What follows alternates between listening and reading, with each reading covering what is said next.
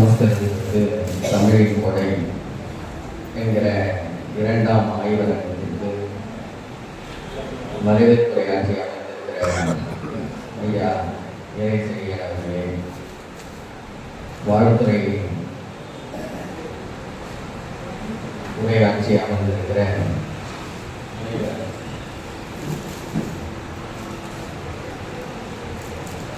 மே 17 இயக்கம் நடத்திய அந்த விழாவிலே தோழர் தமிழ் நடனி என்ற சிறப்பாக படைத்தது. அது சார்பாக வேதியியல் ஆராய்ச்சி சார்பாக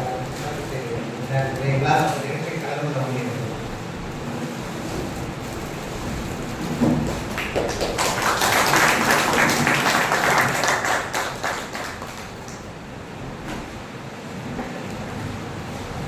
வாழ்த்துறை வழங்கி அமர்ந்திருக்கிற முனைவர் கோவிந்தன் அவர்களே, இந்த அரிய நிகழ்ச்சிக்கு தலைமையேற்று உரையாற்றுவதற்கு வருகை தந்திருக்கிற உலகத் தமிழர் பேரமைப்பினுடைய தலைவரும் தமிழ் தேசிய அரசியலுக்கு மூத்த முன்னோடியாக இன்றைக்கு நாம் எல்லாம் வணங்கத்தக்க ஐயாவாகவும் இருக்கிற ஐயா பழ நெடுமாறன் அவர்களே, இந்த ஆய்வு பொழிவை வழங்க வருகை இருந்திருக்கிற சொல்லாய்வறிஞர் ஐயா அருளியார் அவர்களே, வருகை இருந்திருக்கிற சாந்தோத்தர் அவர்களே, தோழர்களே, தமிழ் உணர்வாளர்களே, உங்கள் அனைவருக்கும் வணக்கத்தை தெரிவித்துள்ளோம். இது ஒரு அரிய நிகழ்ச்சி. கடந்த மாதம் இதே நாள் 21ஆம் நாள் தான் முதல் கருத்தரங்க ஆய்வரங்கம் கவிக்கோரகத்திலே நடைபெற்றது. தென்மொழி அன்பரும் சிறந்த தமிழ் புலவருமாகிய அண்ணன் செந்தனை கௌதமன் அவர்கள் வாழ்த்துரை வழங்கி ஐயா அவர்களுடைய ஆய்வு பொழிவு ஏறத்தாழ 1.5 மணி நேரம் மிக செறிவான ஒரு பொழிவாக அமைந்தது. இங்கு வருகை இருந்திருக்கிற பலரும் அங்கும் பங்கேற்றவர்கள். இருந்தாலும் மிக அதிகமான எண்ணிக்கையோடு அங்கு கலந்து கொண்டாங்க.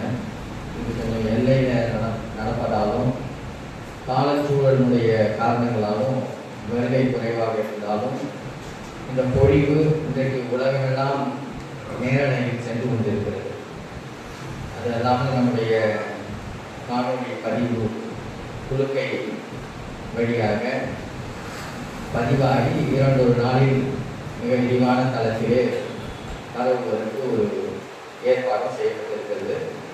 அதனால் இந்த வாய்ப்பை நேரில் வந்து கலந்து கொள்வதற்கான சூழலில் பெறாதவர்கள் இதன் வழியாக இந்த பொழிவை கண்டு பயனுறுவதும் எதிர்கால தலைமுறைக்கு இதை பயனாக்குவதும் அடிப்படை தேவையாகும்.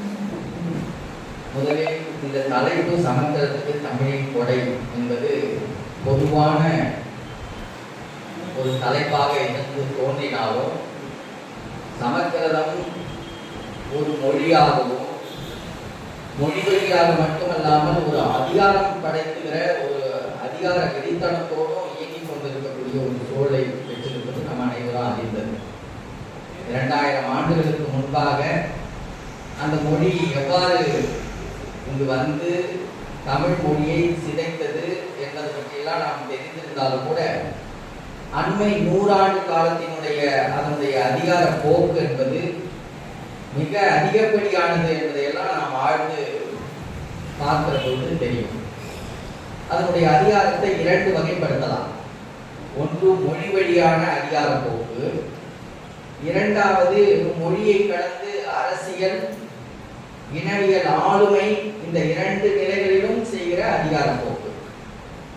மொழி வழியான அதிகார போக்கில் தமிழை சமஸ்கிருத ஆளுமைகளோடு இணைத்து அதிகாரத்தோடு இணைத்து அந்த மொழியை சிதைத்து அந்த மொழி வழியாக பல மொழிகள் உருவாவதற்கான சூழலை ஏற்படுத்தியது சமஸ்கிருதத்தினுடைய அதிகாரத்தினுடைய செயல்பாடாக இருக்கு.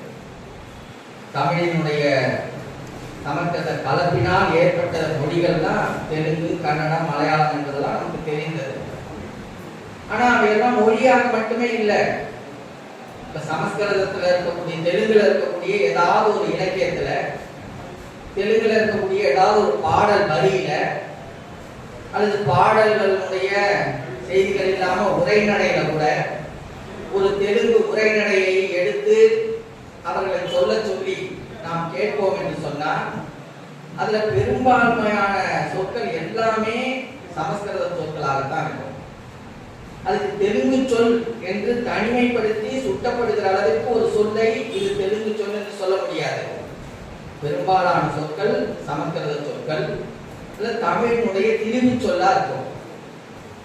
அதேதான் கன்னடத்திலையும் மலையாளத்திலையும் அப்படித்தான். அது சான்றுகளோடு நம்ம பார்த்தோம்னா தெரியும்.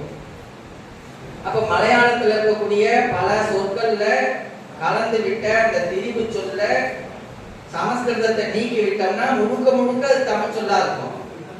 தெலுங்குலையும் அதே போல தமிழ் சொல்லா மாறிவிடும். ஆக தமிழை திரித்து பல மொழிகளாக மாற்றிய அதிகாரத்தை அன்றைக்கு சமஸ்கிருதம் கொண்டிருந்தது. இன்றைக்கு திராவிடம் என்கிற பெயர்ல திராவிட மொழிகள் என்று பல மொழிகளை சுட்டுகிற அளவில் பல மொழிகள் வேறுபட்டு நிற்க இந்த திராவிட மொழிகள் எல்லாம் தமிழுக்கு பகை போல உருவாக்கப்பட்டிருக்கக்கூடிய அரசியல் சூழல்ல ஒப்பிட்டு பார்த்தோம்னா இந்த திரிவை பிற மொழி சூழலை உருவாக்கியது எது அப்படின்னு பார்த்தோம்னா சமஸ்கிருதமா இருக்கிறது. தெலுங்கை உருவாக்கியது சமஸ்கிருதம், கன்னடத்தை உருவாக்கியது சமஸ்கிருதம், மலையாளத்தை உருவாக்கியது சமஸ்கிருதம்.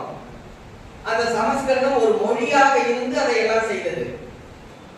அதே சமஸ்கிருதத்தை தன்னுடைய அதிகார மொழியாக பயன்படுத்திய ஆரிய பார்ப்பனியம் இன்றைக்கு அரசியல் அதிகாரத்தை தன்னோடு பொருத்தி கொண்டு கடந்த 100 ஆண்டுகளாக 1925 RSS ஆக தோன்றி இருந்தாலும் கூட 1947க்கு பிறகு இந்திய ஆட்சி அதிகாரத்தை கைக்கொண்ட பிறகு அந்த இந்திய ஆட்சி அதிகாரத்தின் வழியாக ஆட்சி அதிகாரத்திலிருந்து ஒரு மொழி அதிகாரமாக மட்டுமல்லாமல் இன அதிகாரமாக, அரசியல் அதிகாரமாக, பொருளியல் அதிகாரமாக தமிழை, தமிழிலிருந்து திரிந்த மொழிகளான தெலுங்கை, கன்னடத்தை, மலையாளத்தை, அதனுடைய திரிவு மொழிகளாக கூச்சரத்தை, மராட்டியத்தை, வங்காளத்தை எல்லாத்தையும் ஒரு மொழி வழியாக மட்டுமன்றி இன வழியாகவும் நாட்டு வழியாகவும் அடக்கி அதிகாரப்படுத்தி அவையெல்லாம் ஒரு இனமாக, தேசிய இனமாக இல்லாதபடி அழித்து வருகின்றன. ஆக சமஸ்கிருதம் ஒரு மொழியாக மட்டும் இன்று இல்லாமல் அதிகாரம் படைத்த ஆதிக்கமாகவும் மாறியிருக்கிறது. இந்த சூழல்ல நாம் மட்டும்தான், தமிழர்கள் மட்டும்தான் தமிழை அடிப்படையாக வைத்து, தமிழினுடைய உயிர்ப்பை அடிப்படையாக வைத்து, தமிழ்தான் இவை அனைத்திற்குமாக தாய்மொழியாக, மூல மொழியாக தமிழ்தான் இருக்கிறது.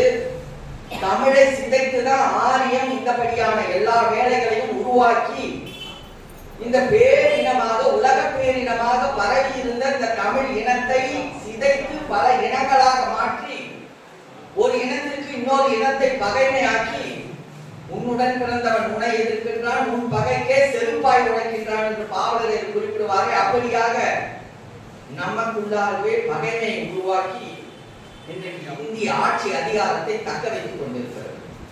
அதன் வழியாக அது செய்து கொண்டிருக்கிற சூழ்ச்சிகள் சொல்லி மாறாதவை.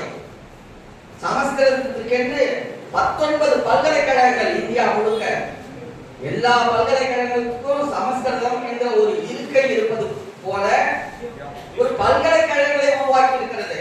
தமிழுக்கு என்று ஒரே ஒரு பல்கலைக்கழகம் தான் தமிழ் பல்கலைக்கழகம்.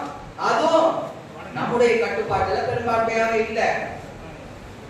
தமிழ் ஆய்ந்த, தமிழை வாழ்விக்கக்கூடிய, தமிழ் தான் அடிப்படை, தமிழ் தான் வாழ்க்கை, தமிழர்கள் தான் மேம்பட்ட உரிமைக்குரியவர்கள் என்பதை நிலைநாட்டுகிறபடியான அரசு உருவாவதற்கு இடம் கொடுக்கல இந்திய அரசு. கீழடி, பெருமை சார்ந்த நம்முடைய கீழடியை உலகமெல்லாம் பரப்புகிற வாழ்க்கை வழி இல்லாமல் போனோம். இந்திய அரசு விட மாட்டது. இந்த கீழடியினுடைய பெருமையை உலகத்துல பரப்புவதற்கு இடம் தரல. இப்படியான ஒரு நெருக்கடியான சூழல்ல சமஸ்கிருதத்துக்கு 19 பல்கலைக்கழகத்துல வைத்திருக்கிறாங்க. நிகர்நிலை பல்கலைக்கழகம் நேரடியா இந்த செலவுகளை ஏற்றுக்கொண்டு 3 பல்கலைக்கழகம் திருப்பதியில் ஒன்று வைத்திருக்கிறான், தமிழ்நாட்டில் ஒன்று வைத்திருக்கிறான், வடக்கு தில்லியில ஒன்று வைத்திருக்கிறான். வாரணாசியில சம்பூர்ணானந்தனுடைய பெயர்ல தொடங்கப்பட்ட பல்கலைக்கழகம் 1792 தொடங்கப்பட்டு விட்டது. எவ்வளவு அட்டூழியம்! சமஸ்கிருதத்துக்கு 19 பல்கலைக்கழகங்கள் மட்டும் இல்லாம இந்த பல்கலைக்கழகத்தினுடைய மொத்த செலவுகளையும் இந்திய அரசு கொடுக்கிறது. தமிழ் பல்கலைக்கழகத்துக்கு அப்படி கொடுக்கல. அது ஒரு பக்கம். தமிழுக்கான மாநாடு, உலகத்தமிழ் மாநாடு அரசுகள் நடத்தல, அந்த நிறுவனங்கள் உருவாக்கி அதன் பிறகு தமிழ்நாடு அரசும் 2-3 மாநாடுகளை நடத்தியது. இதெல்லாம் அதுவும் ஒரு முறைப்படி நடத்தப்படல. 4 ஆண்டுகளுக்கு ஒரு முறை நடத்தப்படுவதாக 1964 தொடங்கின முயற்சி 9 மாநாடுகளை தாண்டி 10வது மாநாடு நடந்து 11வது மாநாட்டுல பிச்சு ஒரே உலகத்தமிழ் மாநாடு 2 பேர் 3 பேர் நடத்துகிறபடி ஒற்றுமை இன்றி தமிழை மேம்படுத்துவதற்காக வந்தவர்கள் எல்லாம் கூறுபட்டு போய் தமிழுக்குள்ளாலேயே சிதைந்து போய் கிடக்கிறோம். ஆனா இந்திய அரசு சமஸ்கிருதத்திற்கு மாநாடு இந்திய அரசு செய்கிறது. இதுவரைக்கும் 25 மாநாடுகள். முதல் மாநாடு 1972 தொடங்கி இன்றைக்கு 25வது மாநாடு கடந்த ஆண்டு காத்மண்டுல நடந்தது. ஒவ்வொரு மாநாட்டுக்கும் ஆயிரக்கணக்கான கோடி ரூபாய்களை இந்திய அரசு வரிய செலவழிக்கிறார்கள். எல்லா ஆக்கங்களையும் செய்து வைத்திருக்கிறான். எல்லா பல்கலைக்கழகங்களையும் சமஸ்கிருத இருக்கை. இவையெல்லாம் இல்லாம சமஸ்கிருத மொழி வளர்ச்சிக்கு என்று 1000 கோடி ரூபாய்க்கு மேல ஒதுக்கீடுகள். இதெல்லாம் இல்லாம சன்ஸ்தான் 6 ஊர்களை இந்தியா முழுக்க உருவாக்கி வைத்திருக்கிறார். சன்ஸ்தான் என்பது சமஸ்கிருதத்தை அடிப்படையாக சன்ஸ்தான். அந்த 6 ஊர்களில் 100 பிராமண குடும்பங்களை போய் அமர்த்தியிருக்கிறார். இந்த 100 குடும்பங்களும் வேறு மொழிகளை பேசக்கூடாது, படிக்கக்கூடாது. அவர்கள் தான் சமஸ்கிருதத்தை தான் அடிப்படையாக வைத்து வாழ வேண்டும் வகைப்பாடு செய்திருக்கிறார். அந்த 100 குடும்பங்களுக்கான மொத்த செலவையும் இந்திய அரசு ஏற்றுக்கொண்டு இருக்கிறது. சமஸ்கிருதத்தை வாழ்விப்பதற்கு, பலப்படுத்துவதற்கு, உலகம் முழுக்க நிலைப்படுத்துவதற்கு இந்திய அரசு என்னென்ன வேலைகள் செய்து வருகிறது? செம்மொழி உயர் ஆய்வு மத்திய நிறுவனம். அந்த மத்தியங்கிறது கூட அந்த தலைப்புக்குள்ளார அந்த நிறுவனம் இந்திய அரசுக்கு. அதுல சுதா சேஷையன் அவங்கதான் துணை தலைவர். இந்த அம்மாவை துணை தலைவரா உருவாக்கி கொண்டு வந்து வச்சது யாரு? இந்திய அரசு.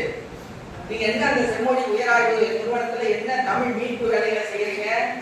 போய் பார்த்தா என்ன நூல்களை உருவாக்கி கொண்டு வந்து குவிக்கிறாங்க. சமஸ்கிருத தொடர்போட அதை நிலைப்படுத்தி அதை பெருமைப்படுத்துவதற்கான வகையில தமிழினுடைய இலக்கியங்கள்லாம் சிதைக்கிறபடி மொழி மாற்றங்கள் செய்து, ஏற்கனவே ஊழிசாவை நாம பெருமளவு புரிந்து கொண்டாலும் கூட, தமிழ் இலக்கியங்களை மீட்டு தந்தவர் என்று பெருமைப்பட்டாலும் கூட, அவர் என்னென்ன வகைகளெல்லாம் சிதைத்தார் என்று பாவாணர் எண்ணற்ற சான்றுகளோட எடுத்து காட்டியிருக்கிறார். பாவாணர் தன்னுடைய மெய்ப்பொருள் உரையில திருக்குறள் மெய்ப்பொருள் உரைக்குள்ளார இலக்கியப்படி பேசியிருக்கிறார். பல இலக்கியங்கள்ல அவர் அதை அப்படியே பிரிச்சு ஆரியத்துக்கு சார்பாக, பார்ப்பனியத்துக்கு சார்பாக அந்த வரிகளை எல்லாம் மாற்றி விட்டது பதிவாகி இருக்கிறது. அன்றைக்கு ஏதும் அறியாத நிலையில ஊவைசாவை செய்திருக்கிறார் சொன்னா, இன்னைக்கு என்னென்ன நடந்து கொண்டிருக்கிறது? சொல்லி மாறாத இருட்டடிப்புகள், சமஸ்கிருதத்தை அதிகாரப்படுத்துவதற்கான இருட்டடிப்புகள், தமிழ் இலக்கியங்களை, தமிழ் வரலாற்றை, தமிழினுடைய வாழ்க்கை முறைகளை எல்லாம் அழிப்பதற்காக, தேய்த்து அழிப்பதற்கான இலக்கிய அமைப்பு, அதிகார அமைப்புகள், நமக்குள்ளார பகைமைப்படுத்துவதற்காக அரசியல் சூழ்ச்சிகள், இவைகளுக்கு இடையில தான் அப்படியே ஒளிர்ந்து கொண்டிருக்கிறார் நம்முடைய ஐயா. பாவாணருடைய ஆக்கங்கள் எல்லாம் பேழைகளுக்குள்ளார கிடக்கிறது. அவருடைய எண்ணற்ற ஆக்க படைப்புகள், தமிழர் வரலாறு, தமிழ் வரலாறு, வடமொழி வரலாறு, தமிழர் மதம், ஒப்பியன் மொழி நூல், எத்தனை நூல்கள்! அதை ஆழ்ந்து படிப்பதற்கான இளைஞர் வட்டம் இல்லை. தமிழினுடைய இருப்புகள் என்ன? தெரிந்து கொள்வதற்கான தலைமுறைகள் இழந்து போயிருக்கிறது தமிழகம். பாவாணரை ஆய்ந்து கற்கக்கூடிய சூழல் இல்லாத தமிழ்நாடு. தன்னுடைய அறிவு பலம் என்ன தெரிந்து கொள்ளல. பாவாணரிலும் பன்மடங்கு மேம்பட்டு இன்றைய ஆய்வு நிலையில உலகமெல்லாம் இந்த மொழி, தமிழ் மொழி எப்படி உலகத்துக்கெல்லாம் தாய்மொழியாக, சமஸ்கிருதத்துக்கே மூல மொழியாக இருக்கிறது என்பதை ஆணித்தரமாக நிறுவுகிற பெரும் படைப்புகளை உருவாக்கி தருகிறவர் நம்முடைய ஐயா. அவருடைய 50 ஆண்டு கால உழைப்பு, எண்ணற்ற நூல்கள், 40 நூல்களுக்கு மேற்பட்ட ஆய்வு நூல்கள், ஏராளமான கட்டுரைகள். படிப்பதற்கு யார் இருக்கிறோம்? அடுத்த தலைமுறைகள் ஆழ்ந்து கற்க வேண்டாமா? கொண்டு செல்ல வேண்டாமா? அப்படிங்கிற ஒரு வேட்கை தான். அந்த வேட்கையில தான் 1982 ஐயா ஆறு அழகப்படாத ஒரு பெரும் முயற்சி எடுத்து தமிழ் சமஸ்கிருத ஒப்பாய்வு நிலைகள்ல இருக்கக்கூடிய ஒரு நிறுவனத்தை வழியாக 50 சொற்கள்ல அவரை ஆய்வு செய்ய வைத்து பாவலரேறு ஐயா அவர்களுடைய தலைமையில் அந்த ஆய்வுகள் நடத்தி அந்த ஆய்வுகள் நூலாக வெளிவந்திருக்கிறது. 5 தொகுப்புகளாக, மடலங்களாக வெளிவந்திருக்கிறது. நிலைநிறுத்த முடியல. அதிகாரம் இல்லை தமிழர்களிடம். தமிழ்நாடு அரசு அதிகாரம் படைத்ததாக இல்லை. இழந்திருக்கிறோம். நம்முடைய பெருமைகளை உரத்து பேசுவதற்கான வலிமை இழந்திருக்கிறோம். என்ன செய்ய போகிறோம்? 6 கூட்டங்களை, ஆய்வரங்கங்களை நடத்துவதற்கான திட்டமிட்டு இந்த 6 ஆய்வரங்கங்களையும் ஐயா அவர்கள் தன்னுடைய உடல் நலத்தினுடைய சூழல்கள் எல்லாம் பொருட்படுத்தாம ஒரு கண் முற்றிலும் செயலிழந்து போன நிலையில மறு கண்ணுல ஒரு 50 விழுக்காடு மட்டுமே அவருக்கு ஒளி இருக்க, இரவு பகலெல்லாம் தெரியாம முழுக்க அந்த புத்தகங்களுக்குள்ளார ஆய்ந்து நுணுகி அந்த நுண்ணோக்கி கருவியை வைத்து பார்த்து எழுதி குவிச்சிருக்கிற கொடை இருக்கிறதே எண்ணற்றவை. படித்தமா, கொண்டு சென்றமா? அரசியல் சூழ்ச்சியில் என்ன நடக்கிறது? அடுத்த தேர்தலை யாரு எப்படி போட்டி, எப்படியாவது தனக்கு இடம் கிடைக்காதா, எப்படியாவது நாற்காலியில் உட்கார்ந்தரலாமா அலைகிறார்கள் அரசியலாளர்கள். இருசகன்ற வண்டியிலே கண்ணவிந்த ஏடுகளை பூட்டின்னு பாவலரேறு எழுதினாரே அரசியலாளர்கள் என்ன செய்கிறார்கள்? தமிழை மீட்க முடியுமா? தமிழ் இனத்தை காக்க முடியுமா? அதற்கான அக்கறை எந்த அரசியலாளருக்காக இருக்கிறதா? அது தேவையான ஒரு சூழல் தான் இந்த மிக நெருக்கடியான சூழல். அது ஒரு மொழி மட்டுமே தன்னைத்தானே நிலைப்படுத்திக் கொள்ள முடியாது. உலகத்தில் ஈடு இணையற்ற மொழி, ஈடு இணையற்ற வரலாற்று பெருமை வாய்ந்த ஒரு பெரும் படைப்பு நிலைநிறுத்திக் கொள்ள முடியல. ஆட்சி அதிகாரம் இல்லாமல் நிலைநிறுத்திக் கொள்ள முடியல. நோம் சாம்ஸ்கின்னு ஒரு பெரிய மொழியியல் அறிஞர், அமெரிக்கர். அவர் அமெரிக்காவிலிருந்து 2 முறை இந்தியாவுக்கு வந்திருக்கிறார். 2வது முறை 2015 வருகிறார். சென்னைக்கு வந்தார். சென்னையில் இருக்கக்கூடிய பேரரங்கத்தில் நிகழ்ச்சி நடக்கிறது. மிக விரிவாக அமெரிக்க அதிகாரங்கள் எப்படி அங்க இருக்கக்கூடிய எளிய மக்களின், அடித்தட்டு மக்களின் மொழிகளை நசுக்குகின்றன, செவ்விந்தியர்கள் அந்த நிலத்தின்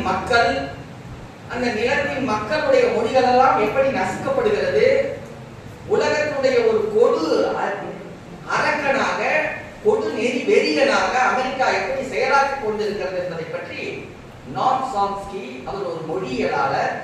அவர் மிக விரிவா பேசுறார். செய்தியாளர்கள் நிகழ்ச்சி முடிந்த பிறகு நோம் சாம்ஸ்கி போய் கேட்கிறாங்க, என்னையா நீங்க ஒரு மொழியியலாளர், நீங்க அமெரிக்காவுடைய ஒரு மண்பை பற்றி பேசுகிறீங்க, நாங்க என்ன கருதுகிறோம் சொன்னா, அமெரிக்காவிலிருந்து நீங்கள் இங்க அமெரிக்காவை கண்டித்து பேசுகிற அளவுக்கு உங்களுக்கு உரிமையை அமெரிக்கா தந்திருக்கிறதே, இதை நீங்கள் எப்படி அந்த அமெரிக்காவை குறை சொல்லுவீங்கன்னு அவங்க கேட்கிறாங்க. அதுக்கு அவர் சொன்ன விடை நாம் சிந்திக்க வேண்டிய விடை. இது அமெரிக்கா கொடுத்ததல்ல. அமெரிக்காவில் அடிமைப்பட்டு வாழ்ந்து கொண்டிருக்கக்கூடிய எங்க மக்கள் போராடி பெற்றது இந்த உரிமைகள். அப்படி நாம் போராடி போராடி போராடி கடந்த 2000 ஆண்டுகளாக தமிழ் மொழியினுடைய வாழ்க்கையை, தமிழ் மொழியினுடைய இலக்கிய ஆக்கங்களை போராடி கொண்டிருக்கிறோம். இந்த போராட்டத்துடைய எண்ணற்ற பல ஆயிரக்கணக்கான தமிழ் மக்களுடைய, தமிழ் அறிஞர்களுடைய போராட்டத்துடைய நீட்சி நீங்கள் எல்லாம் ஆட்சி அதிகாரத்தில் போய் உட்கார்ந்துட்டு உங்களை பலப்படுத்திக் கொள்வதற்காக இந்த போராடல, இந்த இனத்தை மீட்க வேண்டும் என்பதற்காக போராடி இருக்கிறார்கள், போராடி கொண்டிருக்கிறோம். மீட்பதற்கான செயல்பாடுகள் தேவைப்படுகிறது. அந்த அதிகாரம் படைத்ததாக தமிழை எப்படியாவது மீட்டு இந்த இன மக்களுக்கு காட்ட வேண்டும் என்கிற ஒரு செம்மாந்த அறிவு குலத்தில் இருந்து ஐயா அவர்கள், சொல்லாய்ஞர் ஐயா அருளியார் அவர்கள் மிக அரும்பாடுபட்டு இன்றைக்கும் அந்த படைப்புகளை செய்து கொண்டிருக்கிறார். அவருடைய வாழ்நாள் காலத்துக்குள்ளார எப்படியாவது இதையெல்லாம் செய்துவிட வேண்டும் என்கிற வேட்கை அவருடைய உள்ளத்துக்குள்ளார கணக்கு கொண்டிருக்கிறது. அவருடைய படைப்புகளை எப்படியாவது நாம் மக்கள் நடுவில் கொண்டு போக வேண்டும் என்பதற்கான இந்த 6 ஆய்வரங்கங்கள் நம்முடைய ஐயா நெடுமாறன் அவர்கள் மிக நீண்ட நெடிய போராட்டத்தினுடைய நீட்சி, தமிழர் தேசிய இயக்கம் தொடக்கத்துல பேராயக்கட்சியில் இருந்தாலும் கூட தமிழ்நாட்டினுடைய உரிமைகளுக்காக பேராயக்கட்சிக்குள்ளார இருந்து போராடியவர்.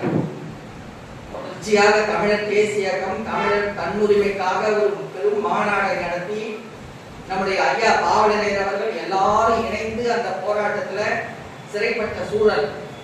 வெறுமனா தமிழ்நாட்டுடைய உரிமை போராட்டக்காரர்களை மட்டுமல்ல, ஆந்திராவிலிருந்து தெலுங்கு தேசிய விடுதலைக்காக போராடி கொண்டிருந்த குருகுல மித்ரா என்பவரை அழைத்து இன்னும் எண்ணற்ற பேரை பல மாநிலங்களில் தான் அழைத்து தமிழக தன்னுரிமை மாநாட்டை மிக எழுச்சியோடு நடத்தினார்.